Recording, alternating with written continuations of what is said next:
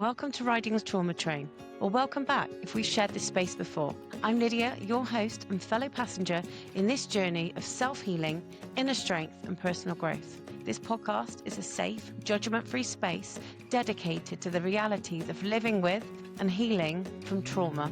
Through personal stories and in-depth conversations with special guests, including therapists, healers, practitioners, and fellow survivors, we look at what healing can truly look like in everyday life.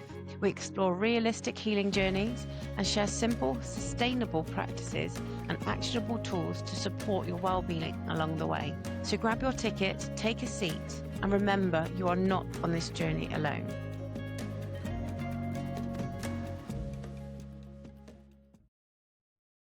Welcome back to Riding the Trauma Train. I'm Lydia, your host and fellow passenger in this journey towards self-healing, inner strength, and personal growth. Today's episode is about trauma being held in the body and somatic release. We're joined by Hannah Rzysko, a trauma-informed somatic therapist and coach who helps people move from stuck in survival to embodied and powerful. Hannah will talk to us about how trauma is held in the body and how somatic work can help release it.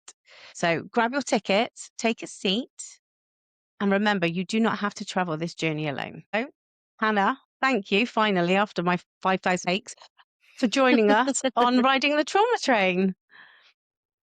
Me.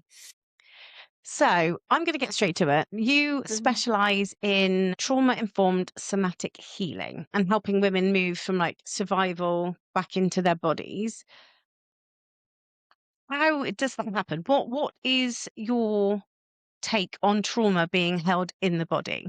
Well, it's not really even my take, to be honest. Okay. You know, the research that's out there now that really understands that there is very little distinction between our nervous system and our mind and our body. There is this constant conversation that's going on. We can't support one without supporting the other.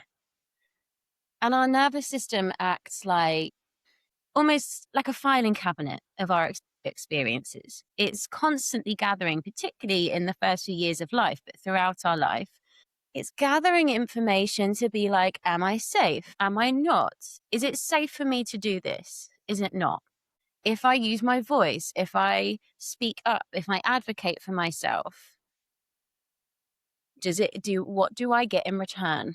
And so if we're only speaking from the neck up, if we're only dealing with the thoughts that are the symptoms of that programming, then we're not actually working with the root where that stuff is held. It's the nervous system that then sends the information upstream. I often call the nervous system in the body the root of the river, because the nervous system will then send that information upstream to the brain to go, right, we're going to switch off the prefrontal cortex, which is the most modern part of our brain, the bit that helps us understand consequence, be able to see a spectrum of choice in front of us, as opposed to a one-way or the highway blinkers on way of seeing the world. If we are in any level of stress, that bit gets shut off straight away. So our ability to connect with other people, be able to pick up on the nuances of, say, I'm sitting across from you right now. If my prefrontal cortex is being inhibited, the way in which I'm reading you and responding to you will be very different, because I'll be ultimately going, are you a threat first, before I see you as another human being I can socially connect with?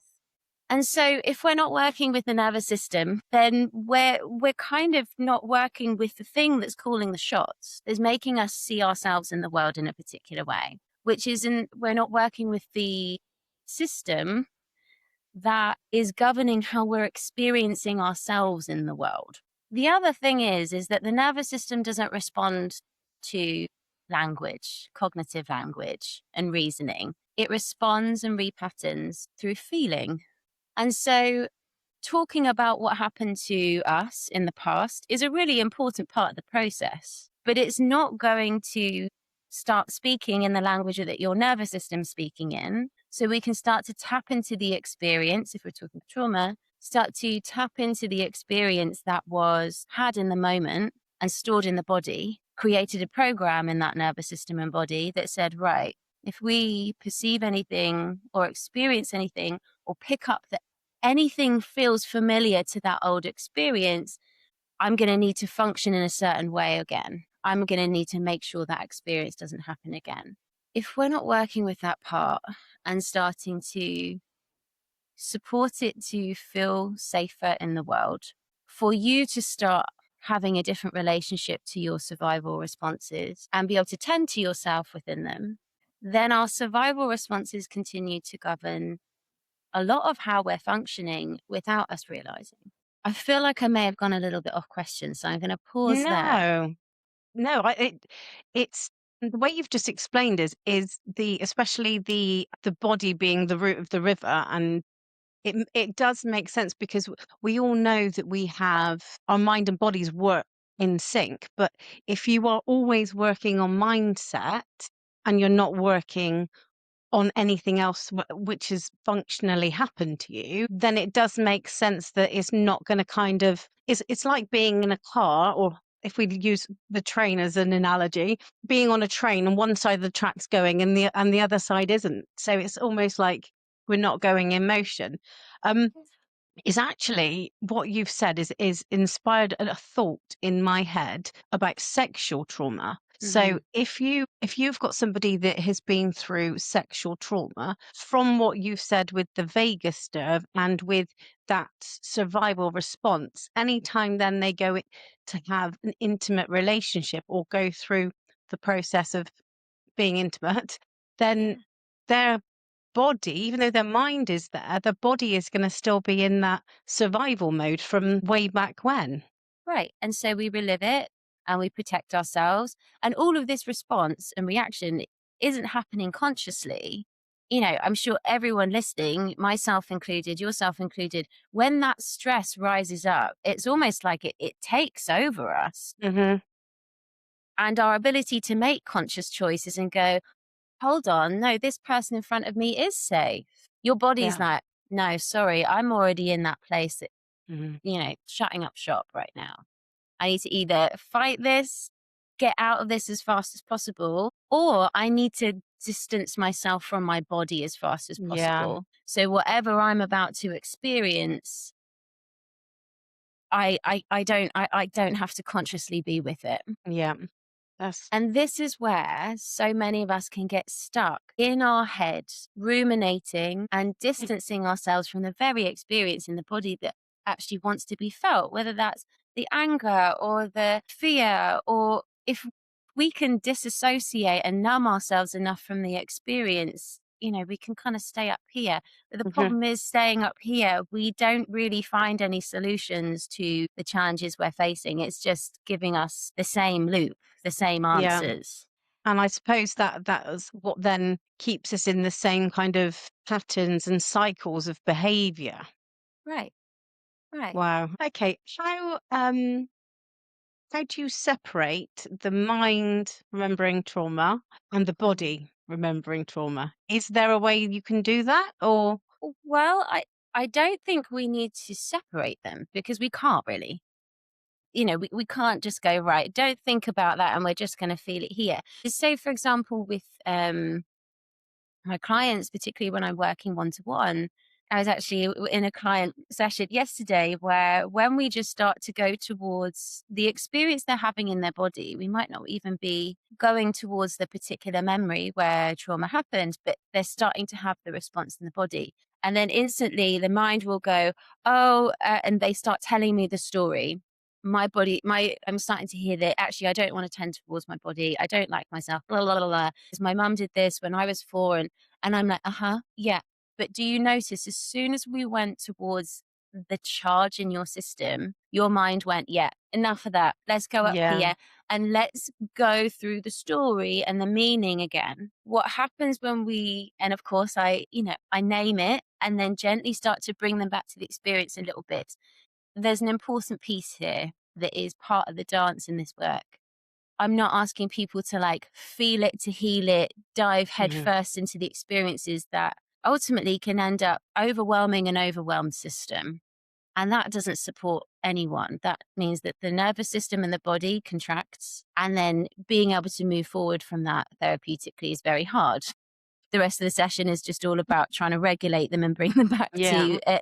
a safe enough. So a lot of this work is starting to help us almost like dance between almost like dipping our toe into the experience that's in the body, the charge, and then coming back to safety. And we're doing this dance between the two. And what happens when we do is that what we call the window of tolerance. Maybe some of your listeners have heard about the window of Yeah. tolerance. Your window of tolerance expands because actually we thrive on going between stress and recovery. That's how every system in our body works and stays Yeah. healthy, contraction and recovery. And what we do with that is that we can tolerate more and more of stress without it pinging us off into spaces that is really hard to recover from. And from a therapeutic perspective, we can start going towards the charge, the trauma, the stuck stress, the stuck emotion, bit by bit, more and more, without contracting around it as soon as they feel it. And when they don't contract around it, that's when we can start to let it move. Because ultimately it's been frozen in the system, sometimes for Mhm. decades, often for decades. That's it's a crazy concept, but also it makes sense at the same time because you can almost feel in your body if you get like a knock somewhere, or if you say anger, you can feel it in your stomach. And when you said you name it. So can you talk me through that? So if you've got a client with you and they've had I don't they've had a situation in childhood where something's happened, and you've gone to it and you name, what do you mean by you name it? Is it you name the event, the thing, or is it just, could it be something completely random? In that particular example, I name it when they've gone into the story, Okay. when their mind's kicked in and has tried to whisk them off away from the experience that they're having, and just kind of gently bring them back. Another piece of naming in this work is because so many people who have experienced trauma or have gone through long periods of stress, often the two are deeply intertwined, their ability to even know what's happening in their body, because that's a really great way to survive, isn't it? It's a Hmm. really great way to cope, to stop inhabiting your body. And so often in this work, we're really just restoring some sort of connection and dialogue with their body's experience. So sometimes a session might look like following and tracking sensation, noticing that actually sensations, emotions that are embodied experiences first and foremost, there's a texture to them. They move and they are in different parts of the body. The amount of people I've worked with is like, what do you mean I've got emotions in my body? And they're like, whoa. Mm. And then actually, if I can be with it enough without it flooding me, it moved and it changed and it wasn't scary. It wasn't bigger than me. This is profound for so many people to just be able to be with the experience of themselves and their body and know that the experience is not it isn't a threat because their body's already experiencing the threat and bracing for something to happen when nothing is happening. So they're actually bracing against themselves, Yeah. which leads to people just not trusting themselves and they don't really know why. And this is what this work helps us to do. Like, this isn't just connecting with the body like it's some sort of meat suit or a brain taxi. That's what one of my Yeah. teachers called it. This is not a brain taxi.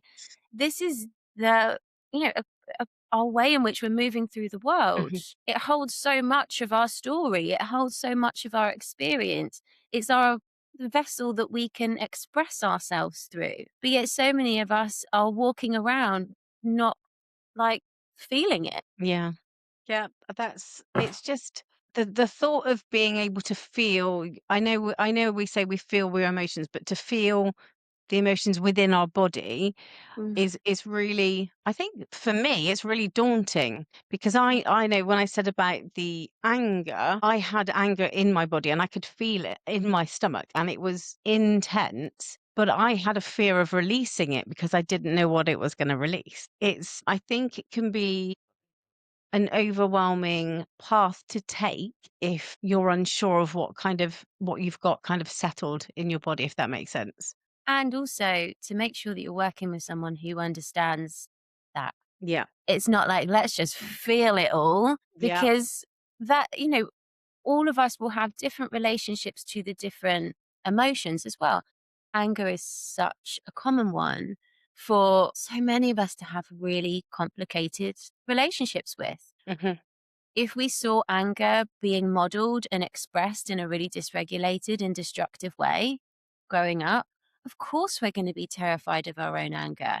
There might be shame, there might be guilt, there might be, I don't trust myself in this. Hmm. No, my personal relationship with anger was, I was a yoga teacher for about 10 years before I did this work. And I was like, I just don't feel anger. I'm just not a very angry person. Absolute BS. I had so much anger in my system that I, one, had no idea how to access it in a healthy way.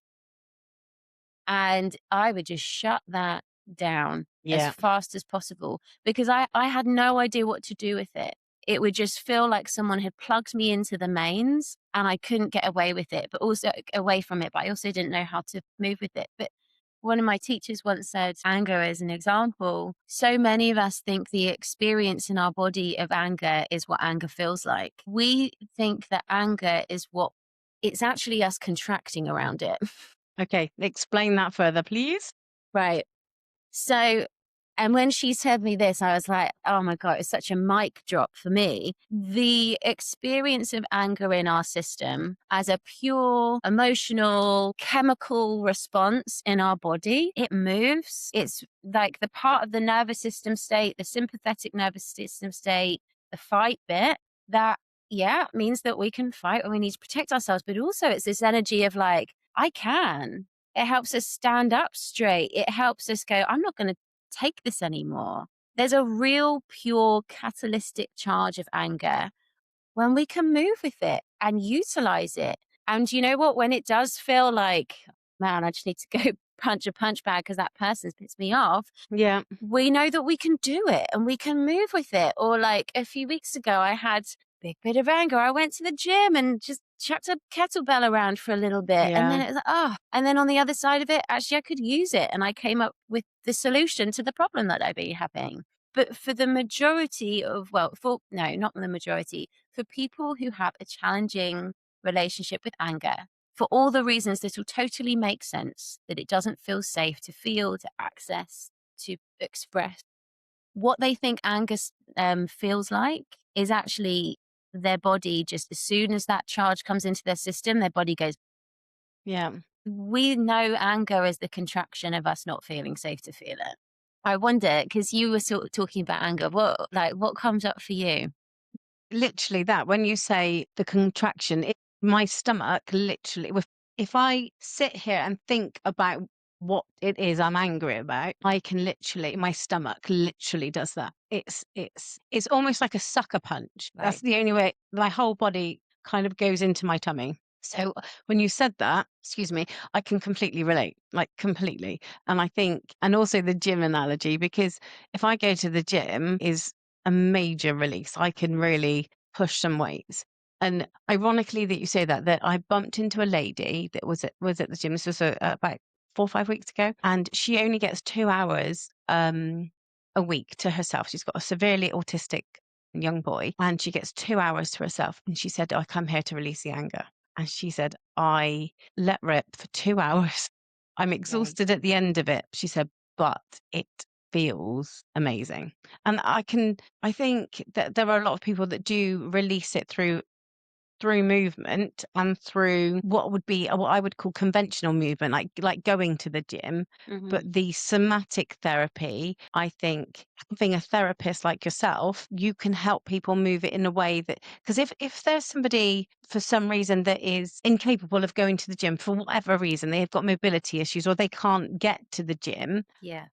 somatic therapy, or they can't physically move weights or something, but if they can't take their anger out outwardly physically, Mm. somebody like you are going to be able to help them release it in a softer way, I would assume. Or Well, so there is something here around like we should all be moving generally. We are Mhm. like as much as we can in a way that is accessible and safe for us to do so. And a lot of this work is starting to understand the different flavors and needs and listening to the cues of our body for how we're feeling, how we're responding to the world, and supporting ourselves necessarily, whether that's shaking out in the kitchen or like I've got into a good habit with my two kids. If there's big feelings in the house, like we shake it out and we put Lady Gaga on and stuff, and they're like, "Oh, okay, yeah, like it's moving." Mhm. But if we're only ever using, let's say, going to the gym twice a week, 3 times a week, we are still just skimming the foam off the top of the pan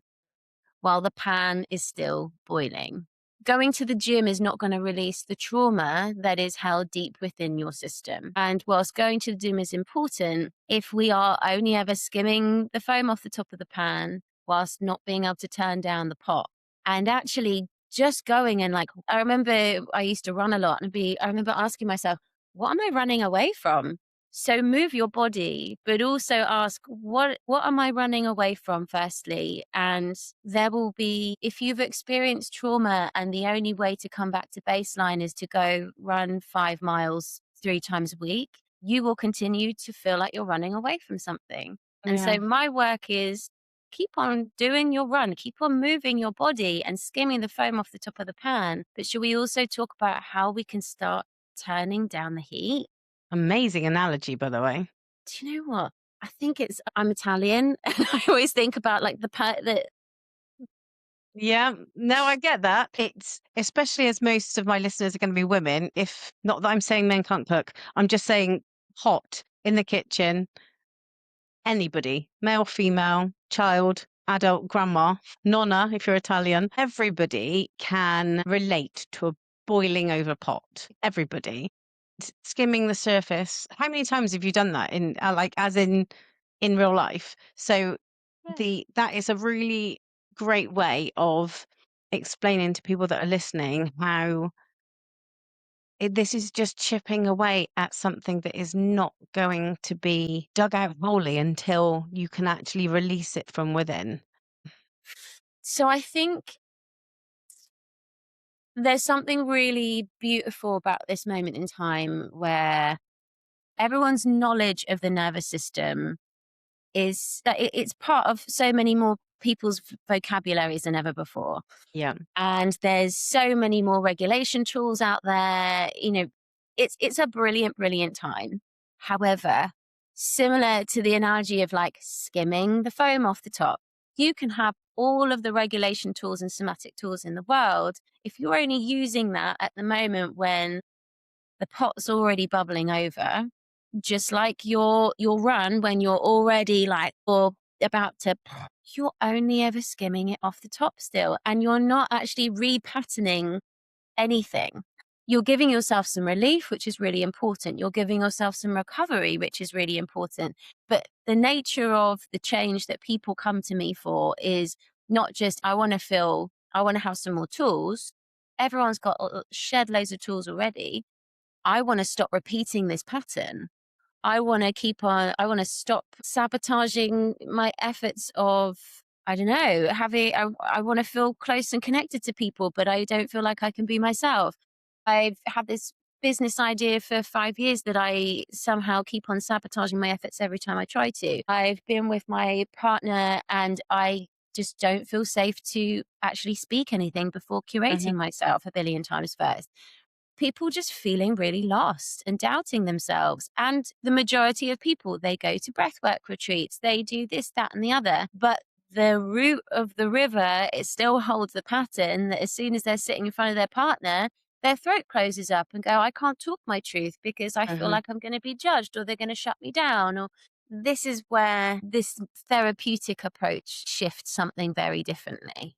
Wow. Okay. So if I know we have talked about anger, so that's quite a relatable emotion. If people think about things like being numb or having tightness in their chest or the knot in their stomach, from a trauma somatic therapist perspective, what is going on in the body? What kind of is happening?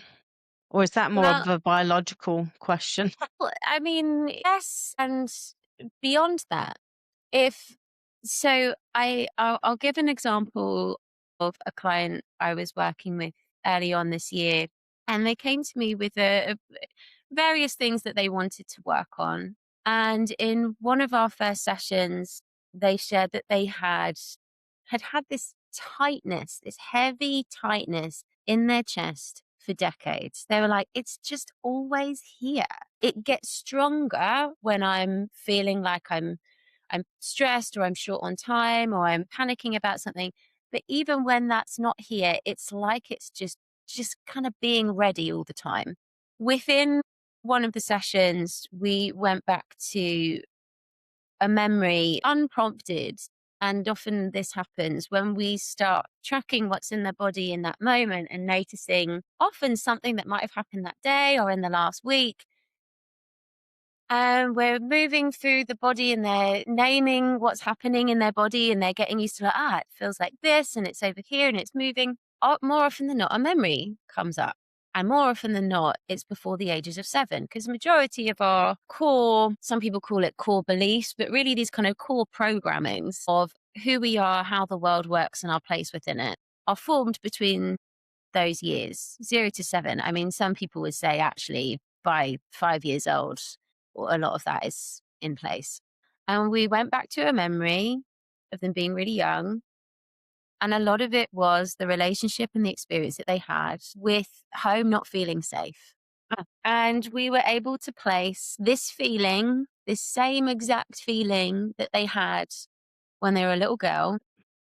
So we went back to, her body brought her back to a memory of being very young and walking into, or just about to walk into the living room, not knowing, but already expecting there to be chaos in there. Is it going to be messy and like chaos and people, arguing and it feeling unsafe? Or is it going to be one of those really weird moments where actually everything's clean and tidy? Yeah. And her being at the doorway, really young, we were thinking like 3 or 4, and her already kind of go, and it's like her breath was stuck. Now, as we return to this memory, and she was able to really see and experience it as the young little girl, be able to see and experience it through the system of that young little girl and see how young she was. Because there was also in the present day a lot of berating herself when she felt anxious, doubting herself, shaming herself, guilting herself, overriding the experience in her body. And in that moment, she was like, it all made sense. And she was able to experience it. The breath started to move deeper.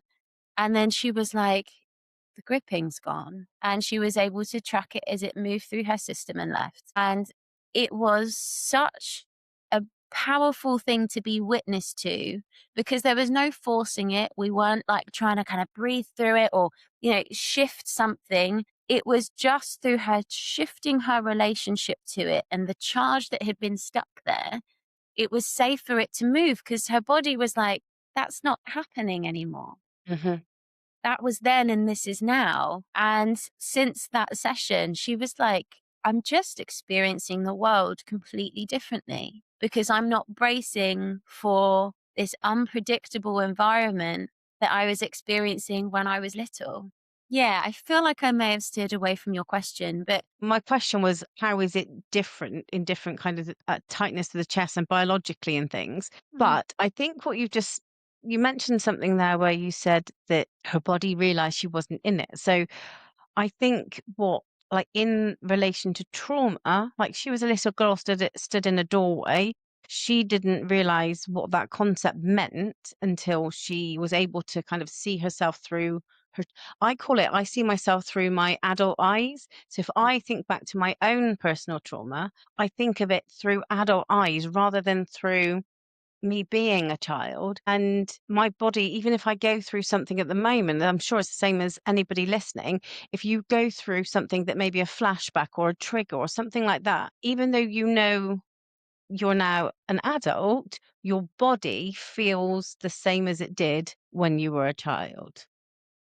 it's often exactly the same sensation, texture in the body. What I would say is, and this has to be in a therapeutic space. I wouldn't recommend people doing this without being in a held space where you're Yeah. supported is actually for a lot of people, because the particularly often with the people who come into this work with me is they don't like themselves. They actually treat themselves really unkindly because of the ways that they keep on repeating these patterns. And there is something really beautiful about actually going back to these experiences and experiencing it through the system and the eyes of the little one who experienced it. And all of a sudden, all that, they can forgive themselves. It makes sense how they're feeling now, and it shifts their relationship to what they're experiencing over and over again, not as I'm broken or I'm rubbish or I'm weak or whatever. It's like, oh, of course, through that little one system that didn't have context, that relied on so much outside of ourselves to survive, that would have completely reorganized my system. And so it shifts their relationship to themselves and the experience when it comes up. So when it next comes up, it's like, oh, okay, I don't have to fight this. This doesn't have anything to do with my personhood or my worth. And we stop treating ourselves as something to be fixed, like a problem to be fixed. And that changes the way that we live Yeah. and we meet ourselves every single day. I think it's the same. If you think about if you think about your own kind of perspective. So say if we use your client as an example, say I don't know how old she is, but say she was 35, a mum of three, and if she had seen another child in that situation that she was in when she was little, we all, as I'm a mum of two, like we all kind of go, "Oh," and you, as an adult, we not feel sorry for, that's the wrong term, but we appreciate that what that child may be going through at that time is unacceptable. It's abuse, Right. or it's um neglect, or it's traumatic. But Mm. actually, we don't realize that for ourselves because we are looking at it through adult eyes.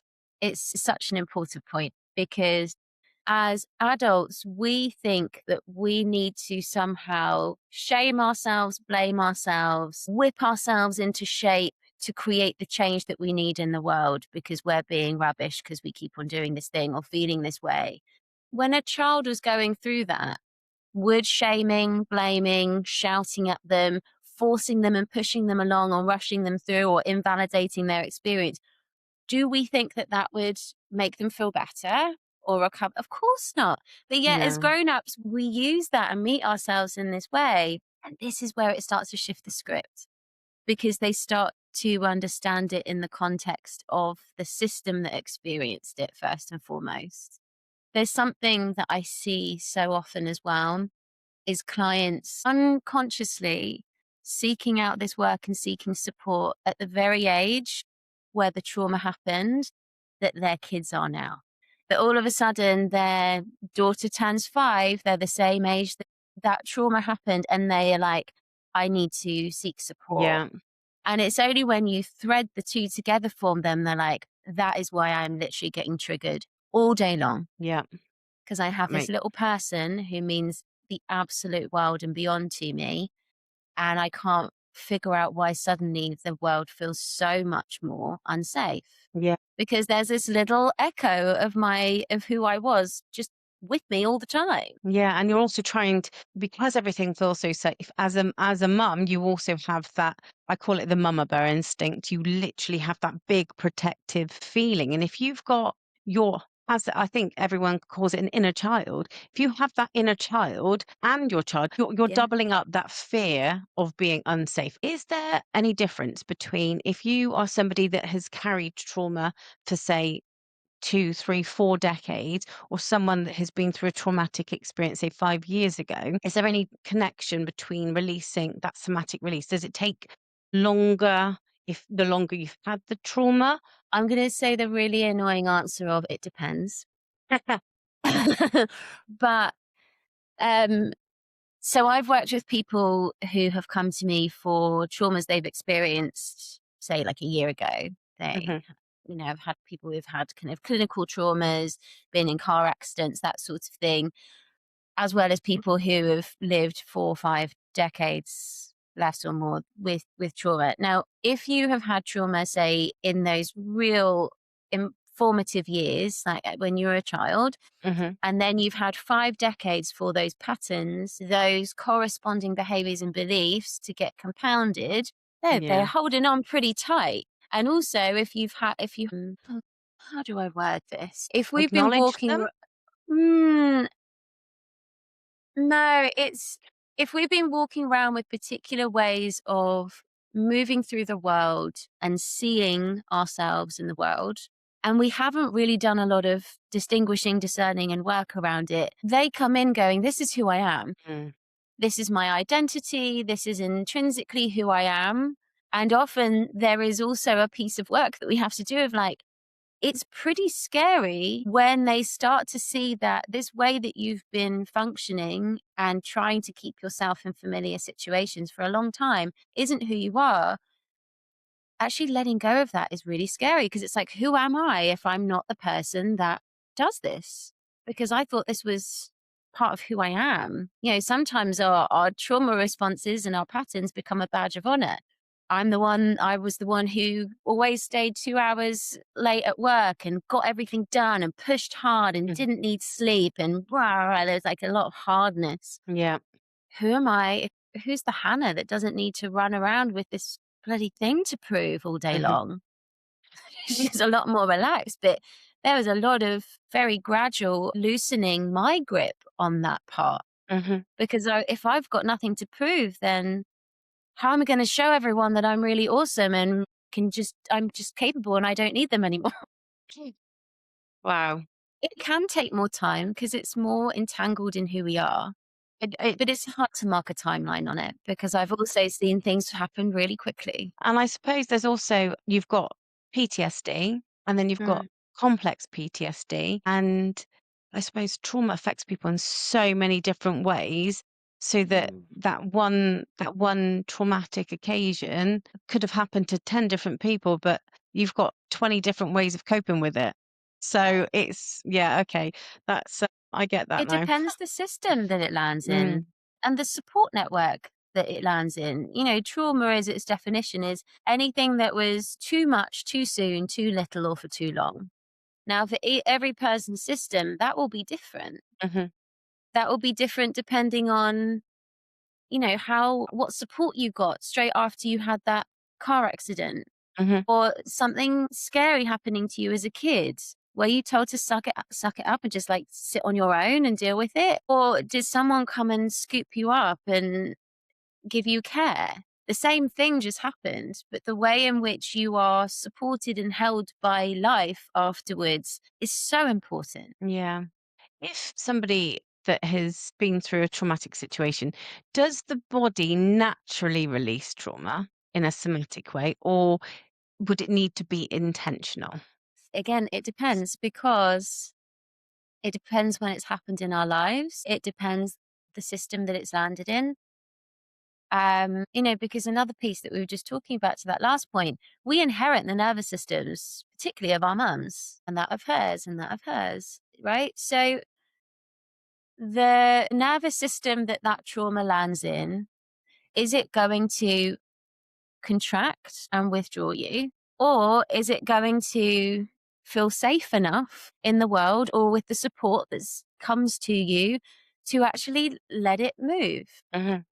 To feel the support of somebody else. You know, naturally we shake. Every animal in the animal kingdom that has a nervous system familiar to ours, after they experience trauma or a big charge of going into that stress response, they shake it out afterwards, particularly if you've gone into freeze. There was, I was doing my training many years ago now, and they showed us this YouTube video of this little lion cub.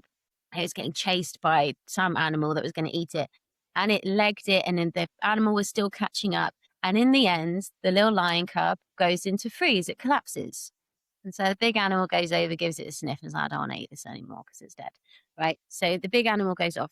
After a time, you see the body start to shake, and then it slowly comes back, and then it runs back over to its little lion cub friend and reenacts it. So it starts chasing and da-da-da. And that is naturally how the stress response happens. Now, the things that stop that happening for us is one, because we have the modern brain, right? which is a blessing for being conscious animals. But it Yep. also means that we can end up getting stuck in the analysis of what happened. It also depends on how safe we feel in the aftermath. Do we have a chance to then run it off and then go back to a place that we feel safe, dignified, and belonging, and that we belong in? The three elements that I intend to support my clients in re-embodying through this work is safety, dignity, and belonging. Because out of those three, we're going to lose at least one of them when we experience trauma. Often we lose all three, or at least they get challenged. Mhm. These are the things that if we don't experience that as soon as possible after we experience trauma, the body's not going to go, it's safe for me to lose this protection. The body's going to go, I am going to keep us protected so that never happens again. So you don't want to release that charge. Well, your system doesn't want to release that charge because it's waiting for it to Protecting happen you. again. Yeah. Yeah. And that, to our incredible ancient systems, makes more sense. You don't want to recover because we might need to run from the lion again. Yeah. So you've just said those three things. So safety, Dignity, dignity, belonging, belonging. Is that what you mean when you say embodiment, or is that something different? they're different. Oh, okay. So please, can you explain to me what embodiment is? And So, safety, dignity, and belonging are experiences.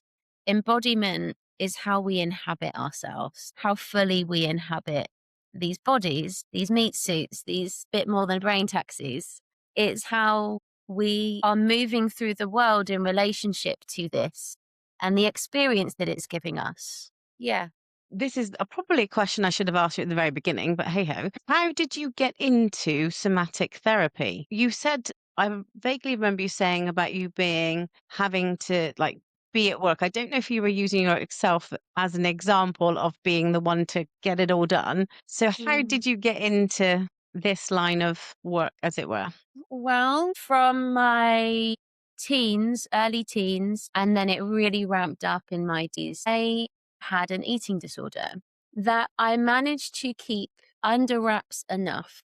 And it was a way of controlling myself, my body, my experience. Ultimately, because I didn't feel safe in my body. The way in which I learned to control my experience actually continued to create more disconnect and distance because my body was only ever something to control and manage and shape and keep small. And so there was a lot of rigidity. And so with that came a lot of anxiety, a lot of anxiety, a lot of tension, a lot of repression. And when I was in my early 20s, actually, when I was 20, I went off to India on my own and I experienced my first ever taste of yoga. And this woman invited me into her house and gave me a yoga class in her living room. And I remember kind of coming out the other side of it like, what just happened? And it wasn't like a vinyasa flow. It was like a really subtle, slow movement, breath. And I just had this first taste of like, I feel like, am I on drugs? Like, this feels like Like a euphoria type thing. it was a euphoria, but also just like, God, I can feel like all the corners and the edges and the tips of my body. And for a short time, I felt safe to be in it. I didn't need to change it. I didn't. And after that experience, I was like, I need to just get to do this more and figure out excuse my French, what the fuck just I'm happened? gonna, Because I had never had that in my body before, this freedom. And what it also highlighted was just how tight my body had been for so long. And so I started going to yoga classes, and in true young Hannah form, I went hard. I started going like 4 times a week and trying every type and getting up at 5 in the morning, but doing it like all the time and doing it excessively because that's the way I had always done everything. And then I do that through the week, and then I just like go clubbing for 3 days straight. And then I was just kind of swinging between these extremes. pendulum. Yeah. Yeah. There was never a sweet spot in the middle at first, anyway. But it gave me a real insight into like, there is something in this. And then in my late 20s, I started to feel real big shifts in my life. I managed to finally find freedom from my relationship with food and started to experience so much more ease in my body. And so I went and trained to be a yoga teacher while I was still doing my other full-time job, which of course in true Hannah form was hardcore. I'd be traveling around the world. I'd be putting on events and also teaching yoga and blah, blah, blah. But yoga was my gateway in. And then when I came out of that, I got pregnant with my daughter about 18 months later after a lot of fertility issues that, I had a lot of grief to move through.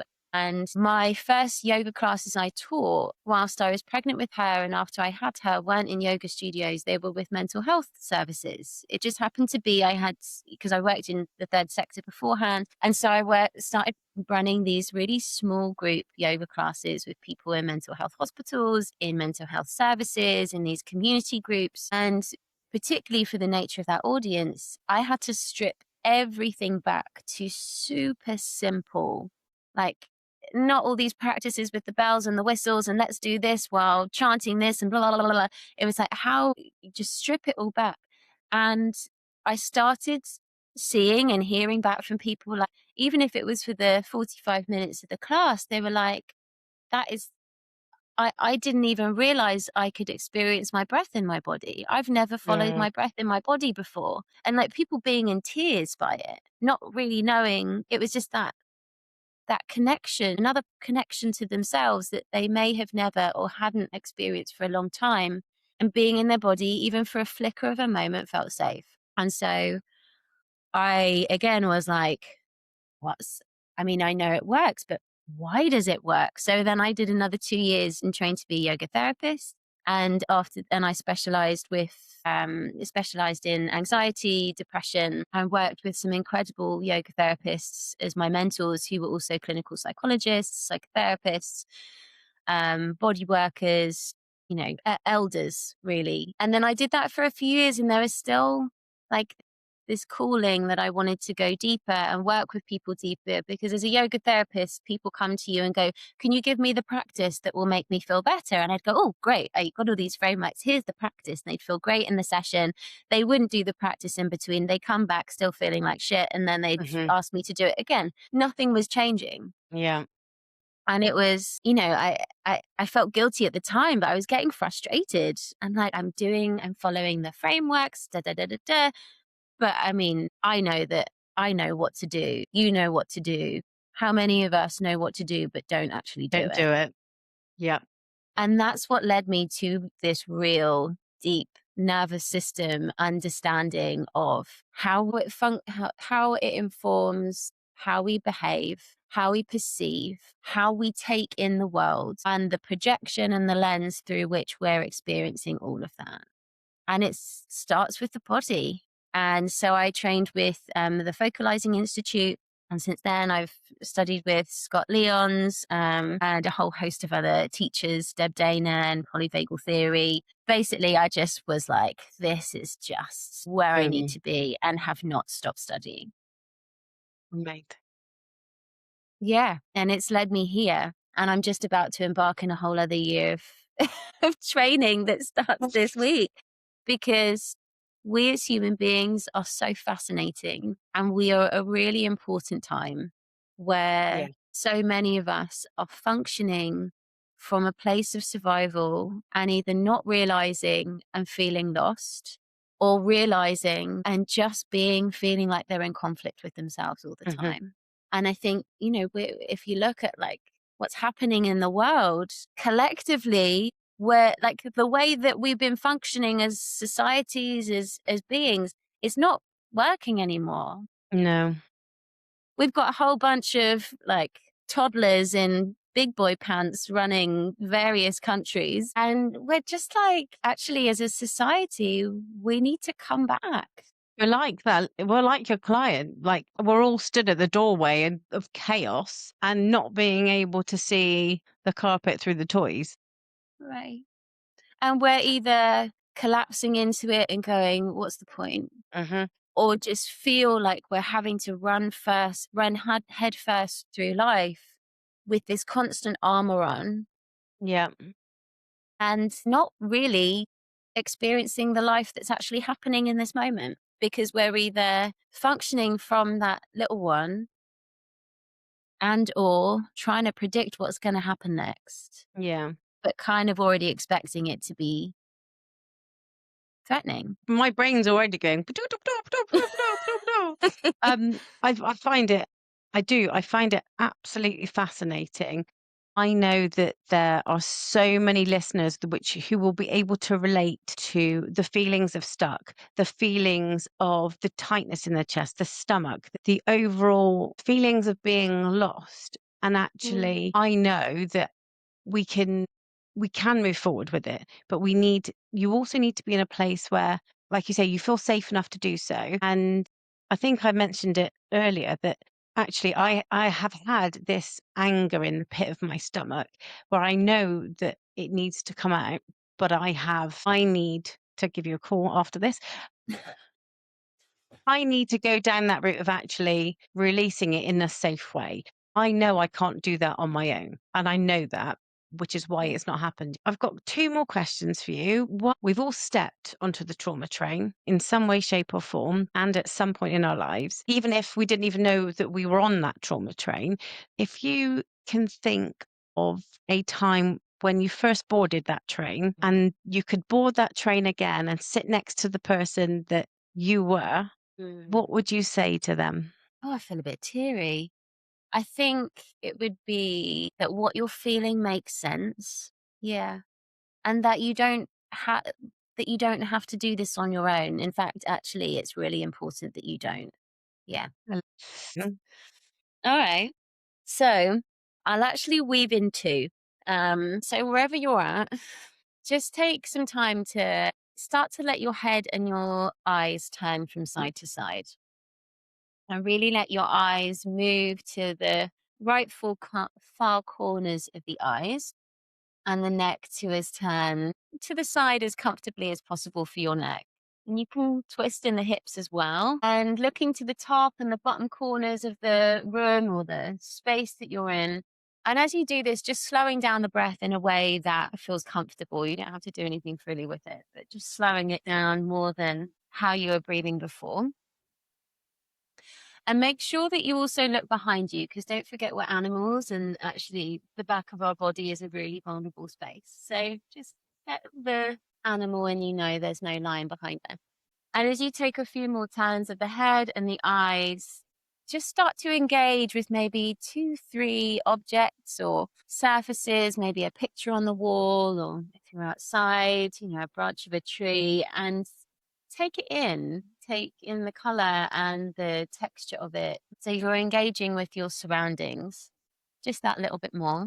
And this can support the part of us, particularly when we go into survival mode, a really natural part of being stressed. You might have noticed it in yourself or notice other people. Our eyes start to dart around. It's our nervous system trying to orient ourselves and go, right, I need to know where all the escape places are and if I'm safe in my space. And what we're doing is we're just slowing that reflex down, and our eyes have this it's like direct messengers to our nervous system. So we're just having a little chat with it in this way.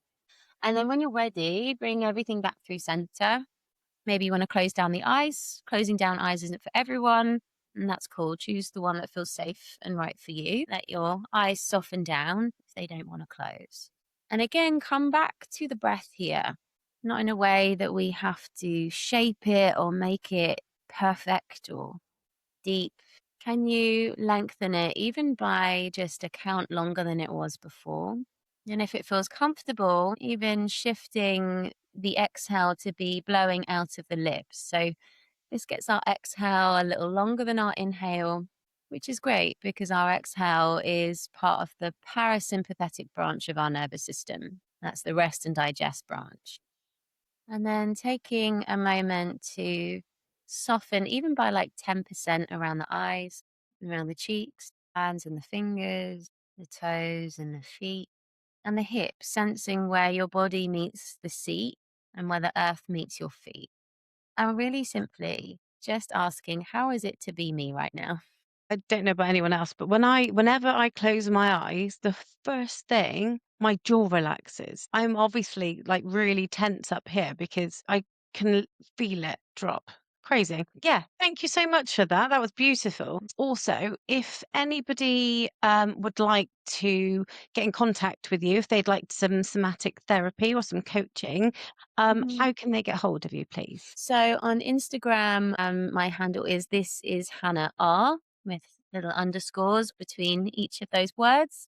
You can also find me at www.hannahrysko.com and get in touch. I'm working one-to-one. I have some group programs, one which is starting in a few weeks, and it would be a privilege, honor to support anyone who's ready to step into this work. Amazing. Thank you so, so much. It's been an honor and mind-boggling having you on here. Thank you. Okay, so if you have any questions, you can pop them in the comments below. Please like, subscribe, share with all your friends, and especially share with somebody if you think that they would benefit from this particular episode. You can find me on TikTok, Facebook, or Instagram, Riding the Trauma Train. Thank you very much for being here with us today, and I look forward to seeing you next time.